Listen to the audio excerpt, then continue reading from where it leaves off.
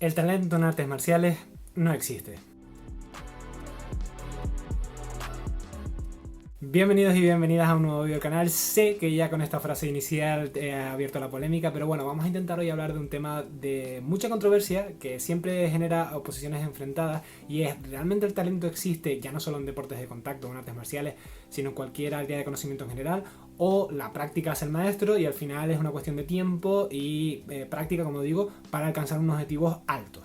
Porque yo, ya valga el aviso, soy de la opinión de que más allá de tu altura, tu forma física y determinados aspectos congénitos muy específicos, sobre todo algunos problemas de salud o defectos génicos que podamos tener, nada de tu genética, nada de tu capacidad otorgada por tus padres y tus antepasados afecta a tus capacidades para resolver o para llegar a determinadas cuotas en la vida. Pero ¿cómo comienza todo? Vamos a empezar a resolver la duda desde el principio, y es cómo los humanos aprendemos cualquier habilidad, y en nuestro caso las artes marciales o los deportes de contacto.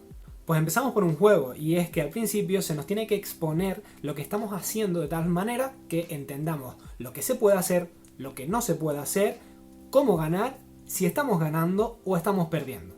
Y una vez resueltas todas esas dudas, empezamos a jugar y empezamos a practicar el deporte en cuestión o la habilidad en cuestión.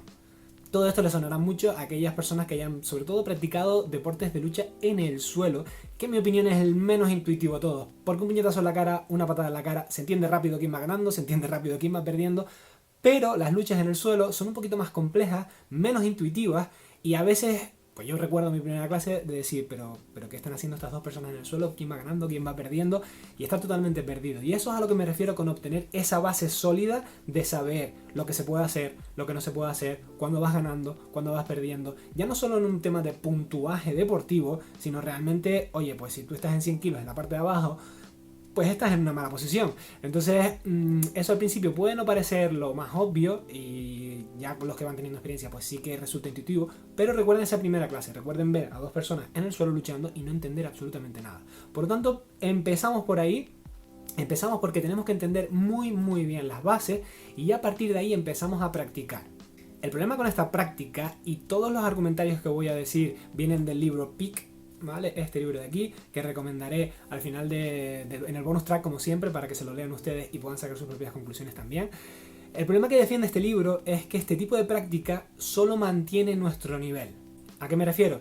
Que una vez aprendamos las bases, una vez aprendamos cómo ganar y cómo perder, la práctica normal no mejora significativamente nuestro nivel a la hora de realizar esa actividad. Y digo que no mejora significativamente, evidentemente mejora algo, pero no igual que lo que ellos denominan la práctica deliberada. Bueno, yo soy. Entonces, ¿a qué se refieren los autores de este libro de Peak con la práctica deliberada? Pues ellos defienden que la práctica deliberada es aquella práctica sistemática, es decir, que está basada en un sistema que se puede entender y no en patrones aleatorios, y una práctica objetiva, es decir, una práctica enfocada a un objetivo claro y percibible por la persona que está intentando mejorar. Y es una práctica que requiere absolutamente nuestro foco de atención y que requiere absolutamente saber hacia dónde va dirigida esa atención. Entonces, ¿cómo podemos diferenciar una práctica normal de una práctica deliberada? Pues son tres factores los que defienden los autores de este libro para diferenciar estos dos tipos de prácticas. La primera es que, como decíamos al principio del vídeo, tenga un nivel el practicante básico de lo que está haciendo, es decir, que entienda la base del conocimiento que está practicando y que no tenga que perderse en las minucias de cómo ganar, cómo perder en nuestros deportes, sino que tenga toda esa base muy bien clara. Segundo, es importantísimo y esencial que haya un profesor o entrenador presente a la hora de hacer esa práctica. Y tercero, y relacionado con ese último punto, es que ese entrenador o entrenadora dé un feedback constante al practicante. Con feedback nos referimos a una referencia positiva o negativa de lo que estamos haciendo. Ese feedback, si todos entrenamos, ya sea con nuestro entrenador o con un compañero, recordaremos momentos en los cuales conseguimos golpear, conseguimos derribar o conseguimos finalizar a nuestro compañero o compañera, y el entrenador o entrenadora nos da ese feedback positivo inmediato. Bien, mal, ¿por qué bien? Y lo introducimos rápidamente en nuestro acervo y lo vamos introduciendo. Al final, lo que defienden los autores con este tipo de práctica deliberada es lo que hacen, por ejemplo, los fisioculturistas con sus cuerpos, es hipertrofiar sus músculos para poder levantar cada vez un peso mayor y optar a ese peso cada vez mayor. Es decir, si al principio empiezan levantando 20 kilos, después 30, pero ellos tienen en la mente los 100. Y ese es lo que tenemos que hacer a la hora de adquirir nuevas habilidades, nuevas disciplinas, nuevas técnicas. Estrechar nuestra mente de tal forma que aspiremos a cosas que no podemos hacer todavía y forzar a nuestro cerebro y a nuestro cuerpo a adaptarse al medio de tal forma que tenemos claro lo que queremos conseguir, que es que no nos finalicen, que es finalizar nosotros, que es que no nos derriben, que es derribar nosotros, que es que nos golpeen y es que es golpear nosotros. Y mediante ese esfuerzo físico y mental, volver a reconfigurar nuestro cerebro y que éste se pueda hipertrofiar para adoptar una nueva habilidad. Entonces, Joshua, lo que estás exponiendo resuena mucho con nosotros. Es decir, al final las artes marciales suelen hacer bastante una práctica deliberada, ya sea de manera consciente o de manera inconsciente. Es decir, el estilo en el que normalmente enseñamos y nos enseñan artes marciales es muy de práctica deliberada. Entonces, ¿por qué demonios no somos todos luchadores de la UFC? Pues bueno, aquí viene el kit de la cuestión, y es que la práctica deliberada es todo lo que he dicho anteriormente, pero también repetición constante y fuerza de voluntad infinita. Y es que, ¿quién no se ha sentido cómodo en su gimnasio teniendo un nivel? ¿Quién no ha preferido no ir a esa clase de karate porque dice, yo es que no me quiero agachar tanto, me duelen las piernas? ¿Quién no ha querido ir a esa clase de judo porque decir, es que ahora está trabajando los agarres, que me derriben, qué pereza? ¿Quién no ha querido ir a esa clase de Brazilian Jiu-Jitsu para aprender finalizaciones porque es que tener a alguien encima agobia mucho? Al final todos nos adaptamos y nos contentamos con cierto nivel en nuestra práctica, y es muy difícil, según van pasando los años y sobre todo se va haciendo mínimamente competente, salir de esa zona de confort. A mí me habrán golpeado miles de veces, a mí me habrán derribado miles y miles de veces y me habrán finalizado miles y miles y miles de veces. Pero aún así, ahí sigues, es decir, ahí sigues intentando luchar con gente mejor que tú, intentando aprender con gente mejor que tú, porque sabes que es el único camino para seguir aprendiendo y para seguir aumentando tu capacidad técnica y poder seguir creciendo. Y ese es el problema de la cuestión, que no todo el mundo va a querer seguir creciendo. Es legítimo, pero hay que entender que para tener un gran nivel hace falta un gran sacrificio y muchísimo esfuerzo, y la mayoría de personas no quieren.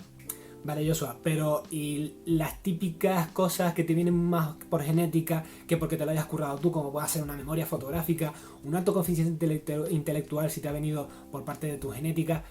Vale, pues esto existe, pero lo primero de todo, la memoria fotográfica, por ejemplo, mucha gente dice que la tiene y es mentira. Es decir, la memoria fotográfica es una habilidad que en general tenemos todos, que podemos desarrollar.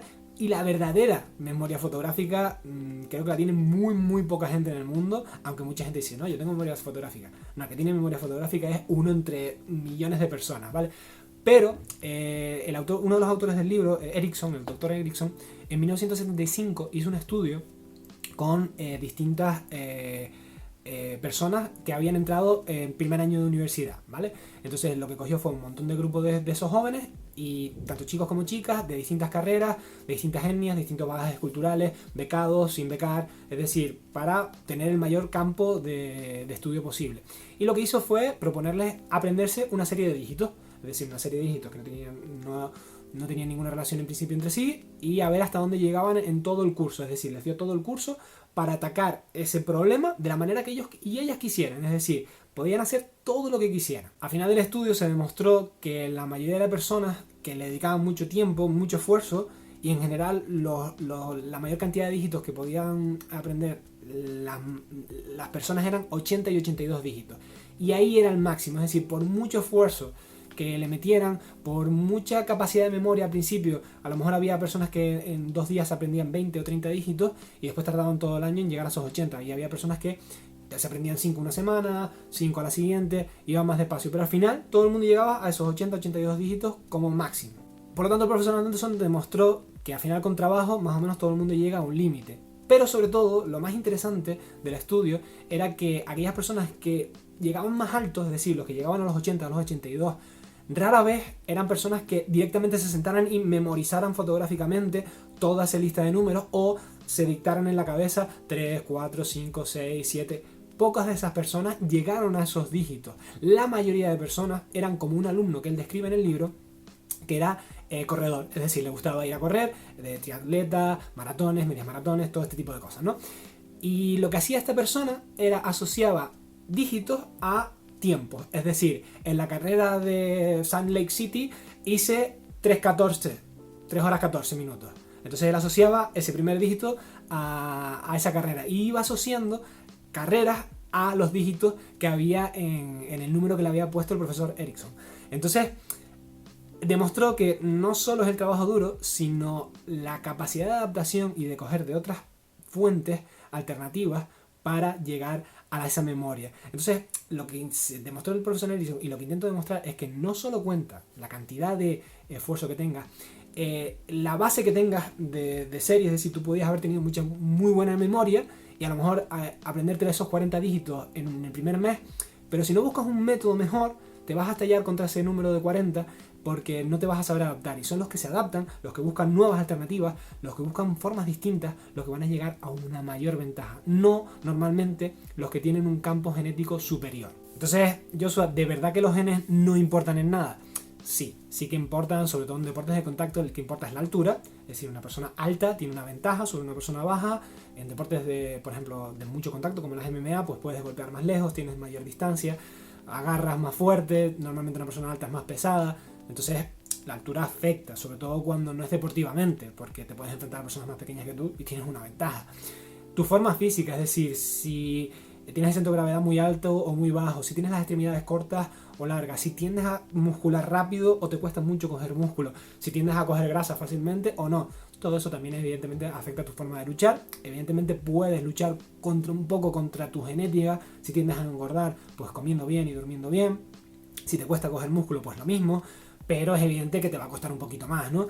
Y después hay factores congénitos, por ejemplo, defectos congénitos, pues si por desgracia has nacido sin un brazo, si has nacido sin una pierna, o cosas así, es evidente con las que no podemos luchar. También cosas que no nos afectan a la lucha, si tienes una voz de soprano, por ejemplo, pues te va a costar llegar a ser bajo, por no decir que es imposible. Pero como ven, son aspectos muy puntuales y que realmente en el cómputo global de las cosas, y más concreto en los deportes de contacto, no nos afectan tanto. Vale, eso, pero un último contraargumento que te puedo hacer es, oye, ¿qué pasa con esos genios infantiles como Mozart o como Tiger Woods? Vale, hay niños prodigios sin duda, y alguno me podría comentar, pero es que no han tenido tiempo para practicar, es decir, son tan chiquititos que la práctica que hayan podido tener es muy poca, por lo tanto, algo genético tiene que haber. Pues mira, aquí sí, realmente lo que tenemos que estudiar, y no lo digo yo, lo vuelve a decir el profesor Ericsson en su libro, es a los padres. Porque si estudiamos detenidamente en estos casos a los padres de esos niños genios, veremos a padres que cumplen ciertos requisitos. ¿Cuáles de ellos? El primero, que eran buenos en la disciplina que le han enseñado a su hijo. El padre de Mozart era un músico del carajo. El padre de Tiger Woods era un golfista del carajo. El padre de Picasso era un pintor del carajo. Es decir, son personas que ya tenían una base en la disciplina o en la materia que le están dando sus hijos. Lo segundo es que le han dedicado un tiempo, un esfuerzo y un cariño a sus hijos que no todo el mundo tiene, quiere o puede. Hoy en día tener hijos es muy complicado porque cada vez hay menos tiempo para criarlos y eso lo estamos viendo. Entonces, dedicarle tantísimo tiempo a tu hijo o a tu hija es cada vez una rara avis, y en aquellos momentos, por ejemplo el de Mozart, pues más aún porque la gente estaba más preocupada por llevarse un plato de comida que enseñarle al niño a tocar el piano. Y en tercer lugar, la capacidad de enseñar, es decir, por muy bueno que tú seas en algo, si no tienes las herramientas pedagógicas para poder transmitir correctamente ese conocimiento, no vas a tener un niño prodigio. Por lo tanto, por eso, en la mayoría de los casos, cuando vemos a un niño prodigio, hay que fijarse en el padre. Mientras voy a hablar, voy a poner unas imágenes que he encontrado por internet de un chaval, no sé cuántos años tiene, lo estarán viendo en pantalla ahora mismo, tendrá 6, como mucho 7 años, no creo que ni llegue a eso, y no se fijen en el niño, porque lo normal es que se vayan a estar fijando en el niño, fíjense en el padre. Ese padre, que está de rodillas, que se mueve de esa forma, no es un artista marcial normal. Independientemente de lo que practique, lo hace muy bien él. Le ha dedicado el tiempo al hijo y se ha pegado horas y horas entrenando con él y ha sabido transmitirle bien sus conocimientos. Y por eso el niño se mueve como se mueve, y por eso tú y yo no nos movemos como nos movemos, porque probablemente ni tú ni yo hayamos tenido esos padres ni hayamos estado toda la vida en el tatami como ha tenido ese niño. Hasta aquí la reflexión, hasta aquí el talento no existe, en mi opinión. Tenemos que buscar, si estamos estancados en algún momento de nuestra práctica, Si nuestros compañeros avanzan más rápido que nosotros, tenemos que ver qué está ocurriendo. Es decir, si no estamos accediendo a esa práctica deliberada. Pónganse objetivos, pidan feedback a su profesor. No tengan miedo de decir, profe, corrígeme. No tengan miedo de que se les lastime el ego, no tengan miedo de que nadie nace aprendido. Incluso si llevamos un tiempo sin entrenar y volvemos al tatami, no pasa nada que nos corrijan, es que de eso va la cosa. Si no me corrigen, no aprendo. Si no me expongo, no aprendo. Si no me derriban, si no me finalizan, si no me enseñan, no aprendo. Como digo, busquen su práctica deliberada. Es evidente que puedan pensar y excusarse en ese talento de los demás. No, es que este menganito, es que esto es una máquina. No, este menganito a lo mejor ha descubierto una forma de acceder al conocimiento intuitivamente más rápida que tú. Pero si con las pautas que hemos dicho tú puedes acceder a ese conocimiento, hazlo. Ya digo, es una experiencia súper gratificante cuando conseguimos aprender algo rápidamente y seguimos aprendiendo rápido. Es brutal y quitamos a un lado aspectos como el talento. Y hasta aquí el vídeo. Ahora me gustaría saber tu opinión. ¿Qué opinas tú? ¿El talento existe? ¿No existe? Mis fundamentos a través del libro PIC son correctos, ¿no? Si quieres saber el libro, quédate hasta el bonus track. Suscríbete, dale like si te ha gustado la idea y nos vemos en el siguiente vídeo. Chao. Aquí tienen el libro Pick How All of Us Can Achieve Great Things. Como todos nosotros podemos conseguir grandes cosas. Muy guapo el libro, se los recomiendo.